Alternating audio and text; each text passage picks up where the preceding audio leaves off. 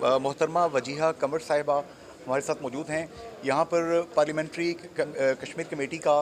ایک بوننزا اکٹھا ہوا, کلسٹر اکٹھا ہوا سٹارز کا. محترمہ وجیہہ قمر صاحبہ, آپ فیڈرل منسٹر بھی ہیں, minister for state for education and professional education. تو کیسے دیکھتی ہیں آج جو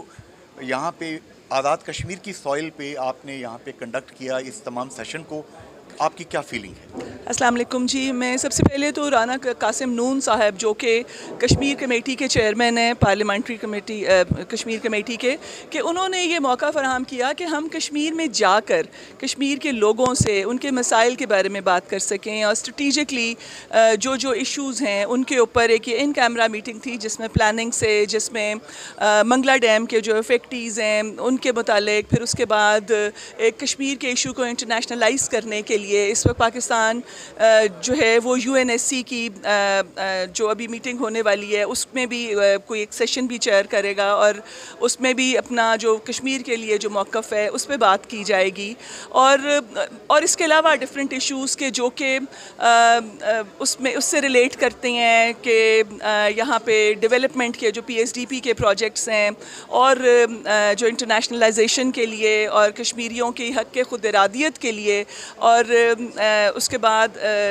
ایک یہ کہ جو آرٹیکل 375A اور اس کی ایبروگیشن کے بعد جو حالات ہیں ان سے کیسے اسٹریٹجکلی پاکستان نے اپنا کیا موقف اس کا ہونا چاہیے, اور اس کے ساتھ ساتھ یہ کہ ایک میڈیا کیا رول پلے کر سکتا ہے, کیونکہ اس وقت کنونشنل وارفیئر کی جو بات ہے وہ تو اب ختم ہو گئی ہے. اب تو 5th جنریشن ہائبرڈ وارفیئر ہے, یا آپ نے اپنی اکانومی سے اپنی اکانومی کو اسٹرانگ کر کے, اپنی یوتھ کو امپاور کر کے, یہاں پہ اکنامک زونز بنا کے, یہاں پہ ٹیکنیکل زونز بنا کے, انڈسٹریل زونز بنا کے آپ نے جو کشمیری بچے ہیں, یوتھ ہے, اس کو امپاور کرنا ہے, اور ان کو وہ ٹولز دینے ہیں کہ وہ اس سے پوری دنیا میں مقابلہ کر سکیں. پاکستان کا بچہ کٹ مرنے کے لیے کشمیر پہ تیار ہے. کشمیریوں نے جو قربانیاں دیں پاکستان کے لیے, پاکستان کو روشن رکھنے کے لیے, جس طرح آج منگلا ڈیم کے فیکٹریز کی بات ہو رہی ہے, تو کس طرح سے انہوں نے پاکستان کو روشن کرنے کے لیے اپنے گھر بار, اب ان کی